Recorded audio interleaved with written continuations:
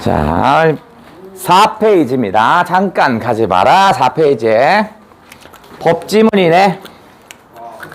법지문은 공식이 있어요. 자, 법지문이네.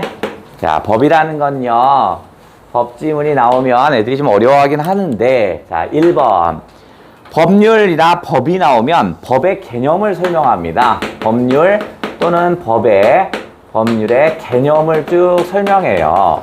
그런데 법지문의 특징은요, 뭐 아동보호법 뭐 이런 법지문 이런 것들은요, 법률의 개념이 뭐와 비슷하냐면 법률의 결국 성립 요건입니다. 법률의 성립 요건과 대동소이합니다. 비슷합니다.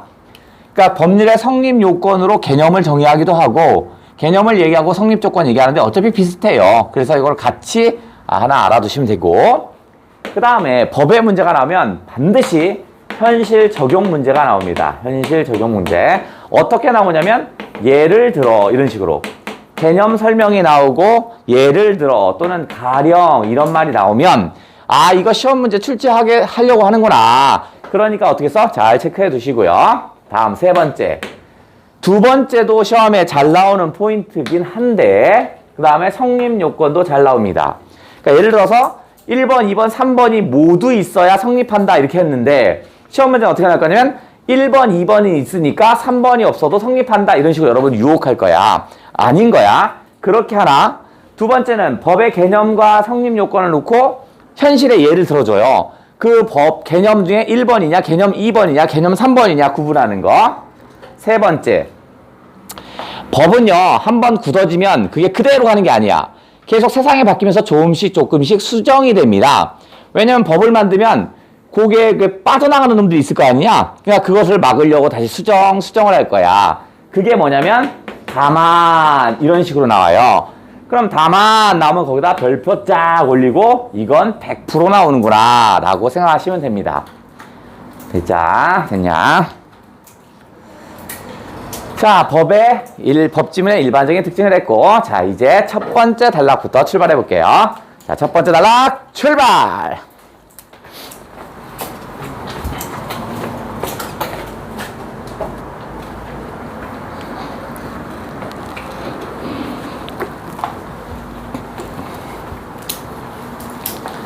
자, 어디 첫 번째 단락 한번 볼게요. 뭔 말이 있는가?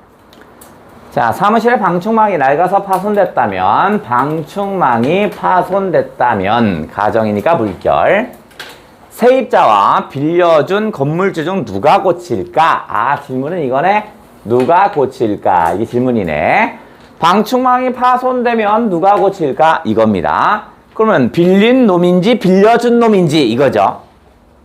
자, 이 경우 민법 전에 법조문에 의하면, 뭐뭐에 의하면은 견해 주장이죠. 그러니까 법조문의 견해는 이 말이겠지. 요 뭐뭐에 의하면은 견해, 어떤 주장, 그 다음에 어떤 요소를 설명하는 거니까 법조문의 견해는 임대인 건물주가 수선의 의무를 가진답니다. 법에는 뭐라고 나왔냐면 건물주가 하네요. 그죠? 세입자가 아니라 건물주가 하는 거네. 그러나 사무실을 빌릴 때 가정이네. 사무실을 빌릴 때 간단한 파손은 세입자 스스로 해결한다는 내용을 계약상에 포함한답니다. 그러면 어떤 내용이냐면 요거. 간단한 파손은 세입자가 스스로 해결한다는 내용이죠. 이런 계약서에 포함되는 경우, 계약서에 포함되는 경우가 있다죠. 경우도 있다는 주어잖아. 경우가 있다. 이처럼 법률의 규정과 계약의 내용이 어긋날 때입니다. 그러면 법률의 규정은 뭐였냐면 여기 있죠. 건물주가 수선의 의무를 진다라고 했죠. 그러니까 얘가 법률의 규정이죠. 그 다음에 계약의 내용은 뭐야? 계약의 내용은 여기 세입자가 스스로 해결한다가 계약의 내용이네. 서로 다르네. 법률의 규정은 건물주가 한다고 그랬고요. 그 다음에 계약의 내용은 세입자가 스스로 하기로 했어요. 그러면 어떤 것이 우선 적용일까? 다음 법적 불이익은 없는가, 법적 불이익은 없는가 등의 문제가 발생합니다. 그러면 일단 법에는 분명히 건물주가 한다고 했는데 걔 스스로 계약을 맺었을 때는 세입자가 하기로 했어. 그럴 때는 누가 어떤 계약이 우선일까? 법적 불이익은 없을까? 이런 묻는 문제였네요. 자, 두 번째 단락 출발합니다. 출발.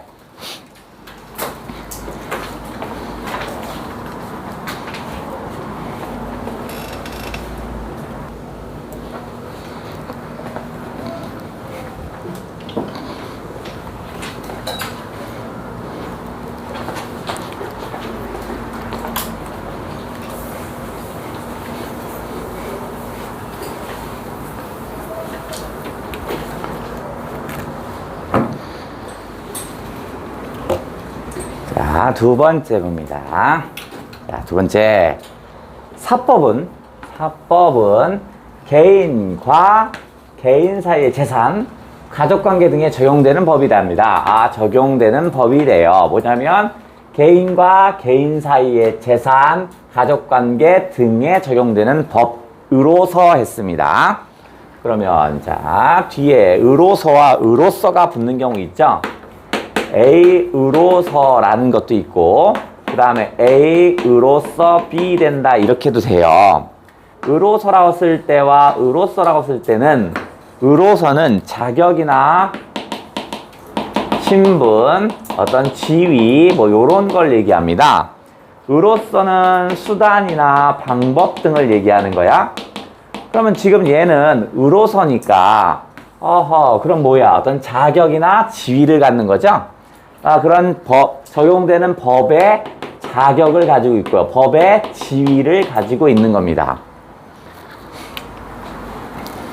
그러니까 사법이라는 건 어떤 지위, 어떤 자격이냐면 개인과 개인 사이에 적용되는 법입니다. 이 법은 사법이죠. 이 법의 영역에서는 했었죠. 그럼 에서는 그냥 이 법의 영역은 계약 자유의 원칙이 적용되는데 작은 따옴표 있으니까 중요한 거죠. 계약 자유의 원칙이 적용된답니다. 그럼 사법은 계약 자유의 원칙이 있답니다. 사법은 개인과 개인 사이의 법인데 계약 자유의 원칙이 있답니다. 계약의 구체적인 내용 등 결정 등은 그러면 계약의 구체적 내용 결정은 당사자 스스로 정할 수 있다. 스스로 정할 수 있다. 그냥 줄자. 계약자의 원칙이 뭐냐면 계약 내용은 스스로 할 수 있다. 따라서는 정리하면 이 말이지. 그럼 뭘 정리해? 바로 위에 말이죠. 여기 있는 세 줄을 정리해 볼게요. 당사자들이 사법에 속하는 법률의 규정과 어긋나는 경우로 그러면 법률의 규정과 어긋난 내용으로 계약을 체결한다. 그러면 어긋난 내용으로 계약을 체결했답니다. 체결한 경우에 그러니까 계약을 체결한 경우 계약 내용이 우선 적용됩니다. 그러니까 사법은 개인 간의 법이야. 그러니까 법률에 정한 게 있고 사법이 있다면 개인 간의 거래가 우선된대요. 그렇다면 세입자 스스로 파손된 거를 수선한다라고 계약을 썼으면 건물주가 아니라 세입자가 해야 되네요. 이처럼 법률상으로 규정돼 있더라도 당사자가 자유롭게 계약 내용을 정할 수 있는 법률 규정을 우리가 뭐라 한다?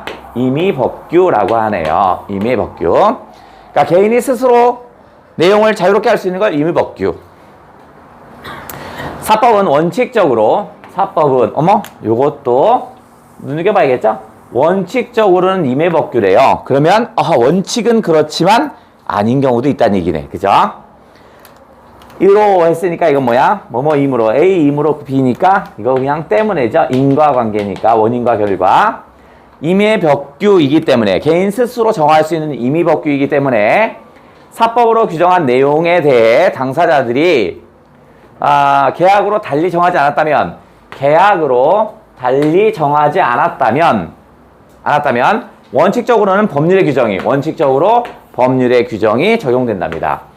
그러니까 특별한 개인의 계약이 없으면 법률대로, 개인의 계약이 있으면 법률보다 개인의 계약이 우선되는 겁니다. 위에서 임대인의 수선 의무 조항이 있어. 이거는 어떻게 써? 개인 간의 계약이었죠. 그죠? 얘가 이것에 해당합니다. 이것이 바로 뭐겠어? 임의법규의 특징이 가졌다. 이런 얘기겠네. 그러면 두 번째 단락도 한번 했고, 자, 세 번째 단락 가볼게요. 세 번째 단락 출발.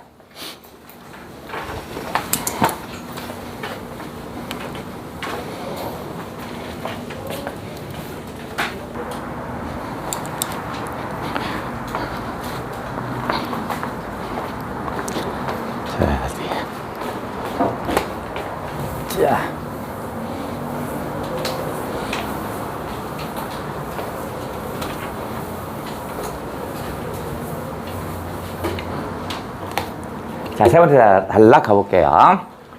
자, 그러나 했습니다. 그러면 아까 2번 단락과는 좀 다른 거군요. 앞에가 뭐였는지 잠깐 보면, 자, 위에서 본 임대인의 수선 의무조야. 여기 있다. 당사자들이 계약으로 다 달리 정하지 않으면 법률의 조항에 따른대요. 그러나 법률로 정해진 내용과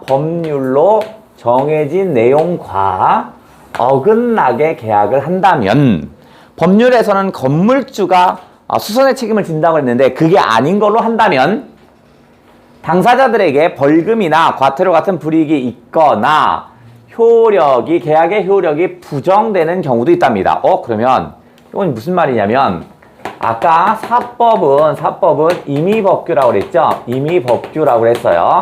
그러니까 개인 간의 거래는 허용된다고 그랬잖아. 그죠? 그러니까 개인 거래는 허용된다고 그랬어. 그러나 안 되는 경우가 있다는 얘기네. 그죠? 그럼 아까 법지문 이렇게 정리했을 때 다만 예외적으로 그런 말이야. 그죠? 그건 중요하다는 얘기네.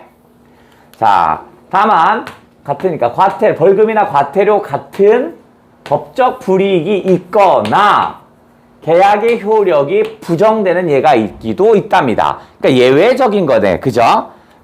그러나 여기 딱 했네. 여기가 예외적으로 이 말이네. 이건 당연히 중요한 포인트였네요. 그러니까 원래 사법은 임의법규니까 개인의 불이익을 주면 안 돼요. 사법, 임의법규가 우선되는 거야. 그런데 안 될 때가 있대요. 자, 아싸. 우선하면 뭐 뒤에 하나 더 있겠지. 그죠? 두 개를 얘기한다는 거야. 체결된 계약 내용이 법률에 정해진 내용과 어긋날 때, 법률에 정해진 내용과 어긋날 때 법적 불이익은 있지만 계약의 효력 자체는 그대로 둔답니다. 그러면 우선 했으니까 임의법규를 다시 두 개로 나눠 봐요. 그죠? 첫 번째는 뭐냐면 법적 불이익은 있지만 우선 했으니까 몇 개 나올지 모르겠지만 법적 불이익은 있지만 효력은 인정. 과태료나 그 다음에 벌금을 매기긴 하지만 계약은 성공. 뭐 이런 건가 봐요. 그런 걸 우리 뭐라고 하냐면 단속법규라고 하네요. 그러면 자, 사법은 임의법규인데 임의법규는 다시 우선하면서 나왔어요. 우선이 바로 뭐냐면 단속법규래요. 단속법규는 어떤 거냐면 법적 불이익은 있어요. 법적 불이익이 있다니까 벌금을 매길 수 있어요. 하지만 계약은 인정해준대요. 자, 원래는 법적 불이익도 없고 계약도 인정해줘야 되는데 예외적으로 우선 이겁니다. 공인중개사가 이게 예를 들어네. 그죠? 현실에 적용했네? 그러면 어떻게 해서 시험 문제 낸다고 했죠? 그게 기억인 거야. 예를 들어 공인중개사가 자신이 소유한 부동산을 고객에게 파는 것을 금지하는 규정은 그러면 이게 금지하는 규정이 있죠? 이게 뭐야? 법률 내용이죠. 법률 내용에는 뭐가 있냐면 공인중개사는 집을 판매하는데 자기 거를 남한테 팔면 안 되는 거야. 그게 바로 단속법규랍니다. 그러면 요 예를 들어준 게 뭐냐면 공인중개사. 그렇다면 공인중개사 같은 경우 어떻게 써요? 법적 불이익, 즉 뭐야? 벌금을 받습니다. 과태료를 받아. 하지만 집은 팔렸군요. 따라서 정리하면 이 규정을 위반하여 공인중개사와 고객이 체결한 매매계약은 공인중개사에게 벌금을 부과됩니다. 그러니까 법적 제재를 받았군요. 그죠? 그러면 공인중개사에게 벌금을 부과한 거는 뭐야? 법적 불이익을 받았어요. 하지만 계약 자체는 유효. 그러니까 집은 팔린 겁니다. 계약 자체가 유효니까 요건 어디야? 여기. 계약 자체는 그대로 두는 경우가 있다고 그랬죠. 이 경우 계약 내용에 따른 계약 내용 때문에죠. 뭐뭐에 따르는 계약 내용 때문에 행동인 급부는 이제 돈을 지급하는 거. 급부를 할 의무가 있습니다. 왜냐면 계약이 성립됐으니까 소유권, 집의 소유권을 넘겨주고 공인중개사가 넘겨주고 나는 돈을 줘야 되죠. 공인중개사는 매물의 소유권을 넘겨주고 고객은 대금을 지급합니다. 왜냐면 계약은 성공이니까. 이렇게 하는 이유는 바로 뭐야? 계약을 인정하는 거죠. 계약을 인정하고 있는 거야. 그러면 계약은 인정하지만 어떻게 써요? 법적 불이익을 받는 거네. 이게 3단락입니다. 또 있냐? 자, 한편 했네. 그럼 하나 여기 더 있네. 그죠? 그러니까 얘가 이렇게 가서 여기가 한편 이렇게 되는 거네. 한편. 맞냐? 자, 네 번째 단락 출발.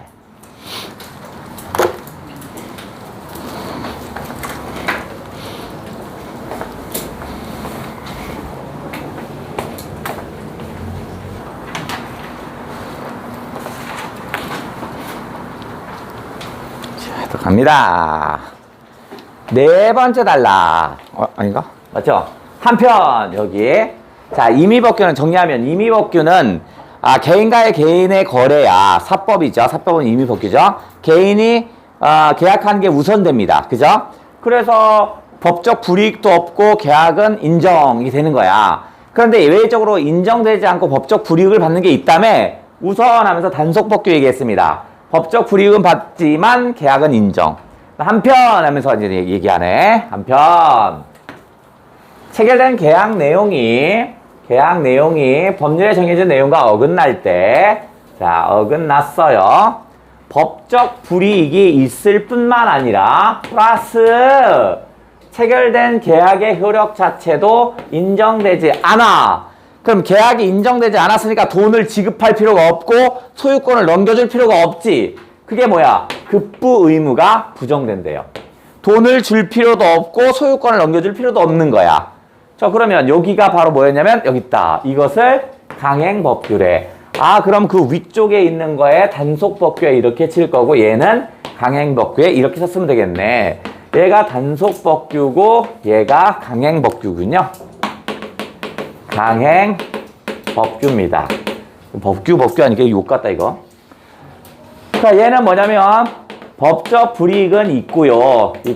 당연히 있고 계약 인정하지 않습니다. 그러니까 돈을 줄 필요도 없어요.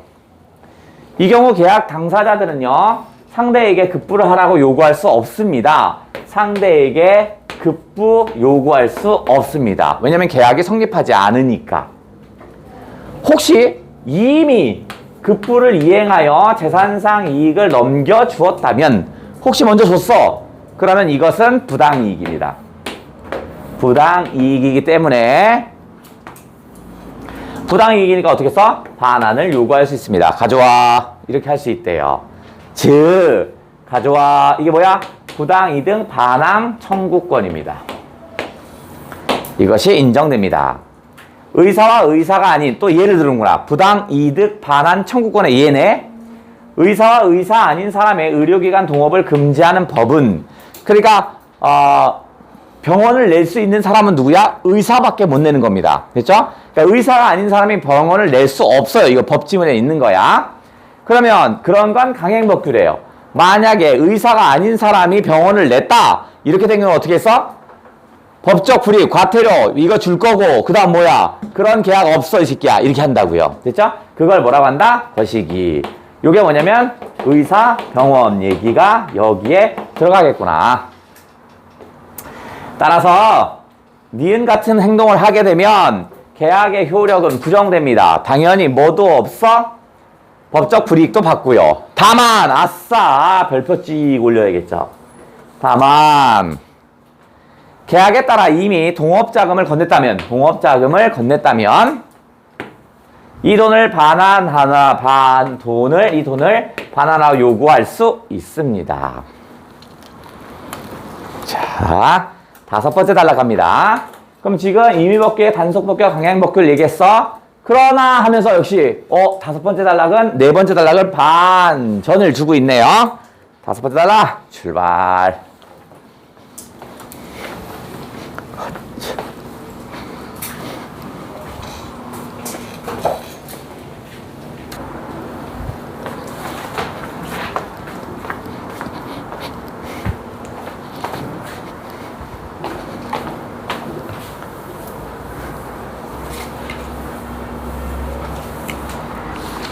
알아서 그러나 자, 강행법규에 의해 계약의 효력이 부정되었을 때 뭐 때문에 강행법규에 의해서 부당이익 반환 청구권이 인정되지 않는답니다. 이거 원래 인정돼야 되는데 얘가시 인정되지 않는답니다. 자, 그럼 예외네요. 그죠? 급부의 내용이 위조지폐 제작처럼 비도덕적이거나 반사회적인 행동이었다라면, 그죠? 계약의 내용이 이거야. 만약에 약속을 어기면 누나를 뽑겠다, 뭐 이런 거. 사람이 누나를 뽑는 건 반사회적인 거잖아. 그죠? 이렇다면 계약의 효력이 인정되지 않고요. 그 다음에 넘겨준 이익을 돌려받을 권리도 없습니다. 네. 자, 마지막 단락 볼까요? 6번째 단락. 자, 국가가 개인 간의 계약에 개입하는 것은 어디에? 개인 간의 계약에 사법의 개입하는 것은 개입할 수 있군요. 그럼 개입할 수 없다는 안 돼. 개입할 수 있어. 언제?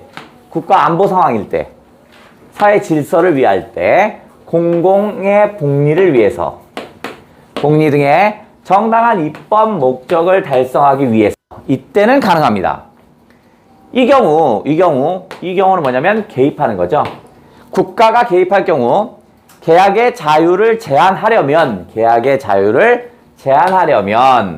어떻게 한다? 최소로 제한해야 합니다. 최소로 제한해야 한다. 그게 뭐냐면 비례 원칙이래요. 국가가 혹시 개인에게 개입을 해야 한다면 안보 상황이나 사회 질서, 공공복리를 위해 개입을 혹시 한다면 최소한 합니다. 최소한. 이것으로 인해 이것은 개입이죠. 국가의 개입으로 인해 국가가 계약 당사자에 미치는 영향이 다양하게 나타나는 것입니다. 다양하게 나타나니까 최소한으로 개입해야 되는 거야. 어떻게 나타날지 모르니까 국가는 최소한으로 개입하라, 이런 얘기였네. 자, 그러면 문제 도전을 해야겠구나. 문제 도전. 문제에서 가장 많이 틀린 건 2번과 4번이 60% 이상 틀렸습니다. 자, 5문제 도전!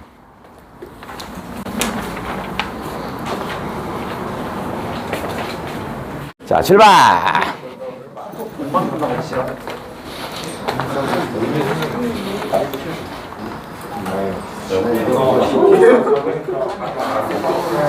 자, 윗글을 참조할 때 A의 물음에 대한 답으로 맞는 것을 골라봐라, 이렇게 했네. 자, 어디 해보자.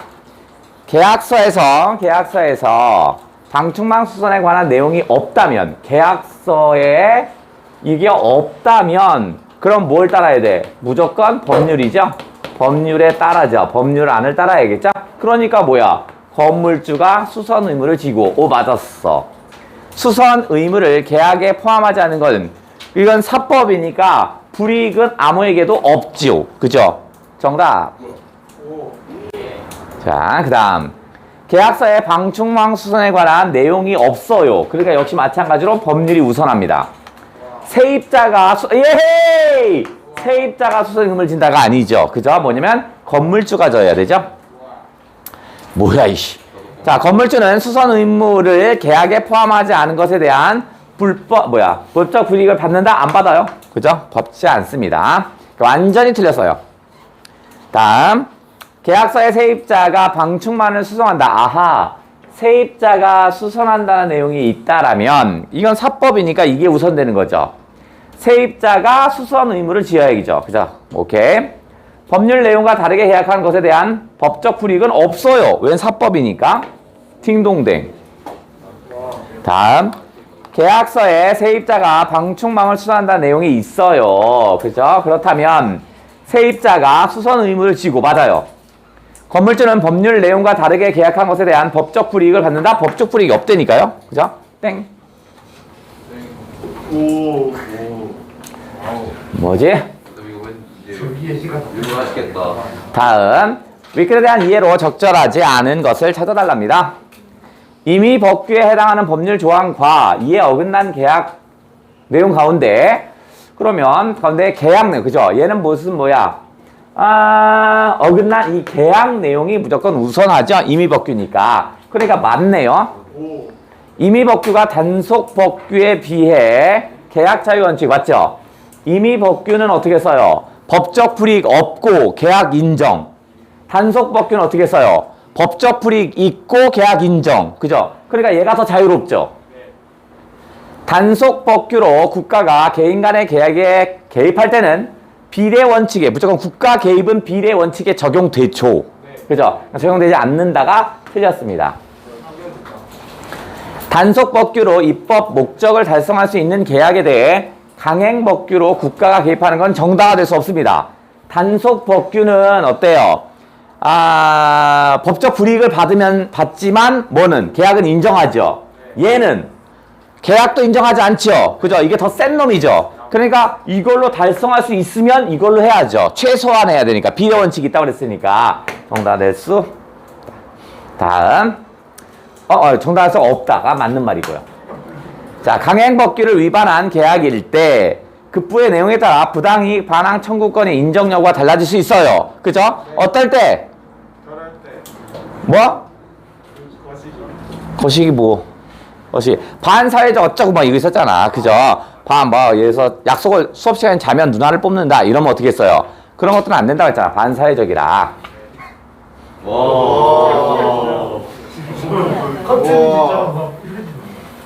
다음. 기업과 니은이래. 기업은 뭐냐? 공인중개사. 그거구나. 얘는 공인중개사, 얘는 의사법률 그거였네. 자, 적절. 법적 불이익을 받는 계약 당사자가 있습니다. 공인중개사는 어떤 법적 불이익? 벌금. 의사는요? 의사 그 얘기는요? 그냥 계약 무효. 오케이. 자, 계약 당사자들의 급부 의무가 인정되지 않는다? 아니야. 급부 의무가 인정되지 않는 건 니은이지만 기업은 인정되죠. 계약에 따라 넘어간 재산적 이익을 반환해야 합니다. 이거는 니은에 해당되는 거죠. 기업은 어차피 인정. 그죠? 인정. 왜냐면 계약이 허용이 됐으니까 반환하는 게 아니지. 법률 규정을 위반하였으므로 계약의 효력이 부정된답니다. 자, 부정된다? 계약의 효력이 부정되는 거 니은이죠. 기억은 아니죠. 땡. 계약 당사자가 계약의 구체적인 내용을 결정할 수 있어요. 사법이니까. 자, 이건 또 뭐냐? 자, 농지를 빌리려는 A와 농지 주인인 B는 농지를 용도에 맞지 않게 사용하는 것을 합의하여 농지 임대차 계약을 했답니다. 농지를 용도에 맞게 사용하는 것이 농지 임대차 계약인가 봐. 그러니까 법률 내용을 어겼다는 얘기지. 그죠? 그러니까 개인 간에 거래를 했으니까 사법이 적용됐고요. 개인 간에 약속을 했으니까 임의법규구나. 그리고 A는 B에게 농지 사용료를 지불하고 1년간 농지를 사용했습니다. 농지법을 위반한, 이 농지법 위반이라고 했죠. 그죠? 농지법 위반이 뭐였냐면, 농지의 용도에 맞게 써야 되는데 그렇게 쓰지 않았어. 그래서 농지법 위반. 대법원이 판결했습니다. 첫째, 법률을 위반하여 농지를 빌려준 사람에게는 벌금이 부과된답니다. 그러면 벌금이 부과된답니다. 그러면 이거는 무슨 법규? 단속법규죠. 그죠? 단속법규. 그 다음, 둘째, 이 사건의 농지 임대차 계약은 농지법을 위반하는 것이므로 무효랍니다. 그럼 계약까지 인정하지 않았으니까 강행법규에 해당되네. 그죠? 셋째, 농지를 빌려준 사람은 받은 사용료를 반환해야 한다. 그러면 부당이익 반환을 해야 되는 거네요. 부당이익을 반환해라. 넷째, 농지를 빌린 사람은 농지를 빌려 써서 얻은 이익이 있다면 농지를 빌려준 사람에게 반환해야 한다. 역시 부당이익에 대한 거네요. 오예! 구겨버려. 적절한 것은 1번. A와 B가 농지 임대차 계약을 체결한 때에는 사법이죠. 개인과 개인의 거래니까 사법에 받지 않는다가 아니라 사법이에요. 자, B에게 벌금을 부과하는 것은 A와 B가 맺은 농지 임대차 계약이 효력이 있음을 인정하지 않았다. 그게 아니라 법률에 부인 것을 어겼다고 그랬죠. 그래서 농지법 위반이죠. 이놈은 농지법 위반 때문입니다. 다음, B에게 벌금을 부과하는 것만으로는 이 계약의 내용을 규제하는 법률의 입법 목적을 실현하기 부족하니까 무효까지 해버렸죠. 그죠? 띵동댕. A가 농지를 빌려 써서 얻은 이익을 B에게 반환하고 판결한 것은 급부의 내용이 비도덕적이거나 반사회적, 땅을 빌려 썼는데 그게 비도덕적이고 이거 아니죠. 비도덕적이나 반사회적인 건 뭐야? 위조지폐라든가 뭐 이런 거였잖아. 관련 없죠? 땡. 다음, B가 A에게서 받은 사용료를 반환하라고 판결한 것은 사용료가 부당이익에 해당하니까. 그죠? 해당하지 않는다가 아니라 해당하니까. 뭐지, 이 새끼들? 자, 그 다음, 요건 뭐냐? 수선한 의무를 진답니다. 이런 것들은요, 서술어가 필요로 하는 문장 성분을 체크하는 거야. 무엇을? 의무를 진다죠? 그죠? 그러니까 의무를 져야 되는데 없네. 신세만 진다. 신세를 지기가, 원수를 지기가, 배낭을 지기가, 부당, 이씨. 그럼 하나만 아니네? 1번만 아니네? 자, 이 중에서 의무를 진다고 했으니까 어떤 책임이나 뭐 이런 것들이겠죠? 책임이나 이런 정신적인 것을 진다는 거 아니야? 그러면 부담, 책임, 요거였네요. 자, 그래서 정답의 합은 얼마였어요? 15보다 작다고 그랬죠? 14였습니다. 와우.